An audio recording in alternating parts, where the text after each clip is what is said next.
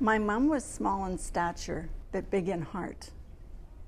She was generous with her time in providing care and support as a loving wife, raising a family of 3, nourishing young minds in their formative years through her chosen profession as a teacher, hosting celebratory events for her family and friends, nurturing a garden and flower beds, and being an active part of her community.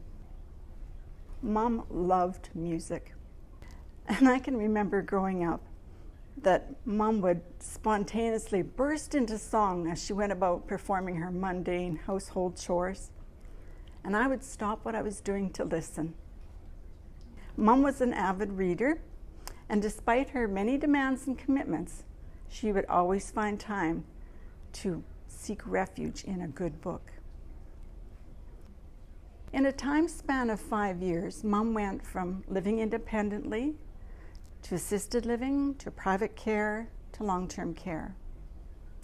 And as a primary advocate, I began to see changes occurring in my mother.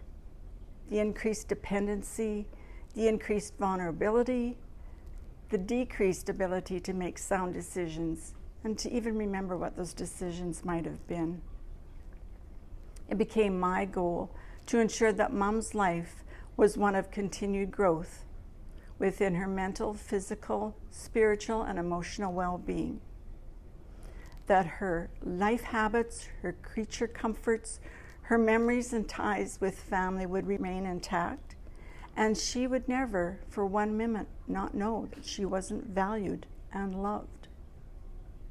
Then suddenly, the tapestry that was Mom's life began to truly fade and unravel. Mom was choosing not to eat despite many attempts to entice her with different foods. Mobility was becoming increasingly difficult and unsafe, and there was next to no reciprocation when they tried to engage in conversation with her. And I could see these changes for myself when I visited her, and it left me feeling sick, downhearted, and incredibly sad. And care team members were looking for some direction as to what I would like to see in care provision for Mom. Decisions were going to have to be made, and soon. I was reminded of a quote that I'd read that said, "Sometimes letting go is a far greater act of courage than hanging on."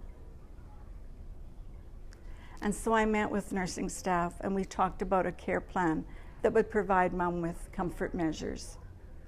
The main goals were to ensure that she was pain-free and that there would be ongoing care that demonstrated respect, dignity, and love in the final days of her journey. So I left Mom's side one evening, reluctantly. I went home to pack a suitcase. The long-term care home would become my temporary residence until Mom's passing.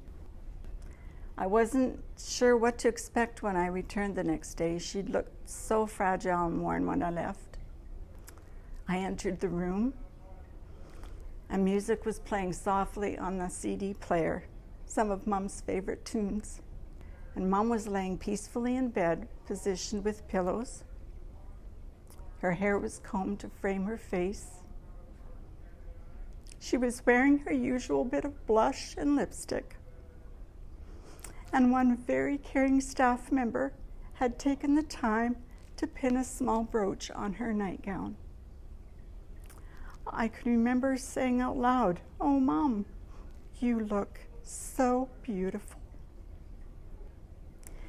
A day bed had been brought into the room for me to use, and night staff at the beginning of their shift would ask if I wanted them to check on Mom throughout the night, since I was now staying with her. They left us to share our nights alone, unless I summoned them to come and help reposition Mom or to freshen the bedding, and then they came immediately. Mom passed away 2 days after her 91st birthday, and there is no doubt in my mind that she was valued and loved right up to her final farewell.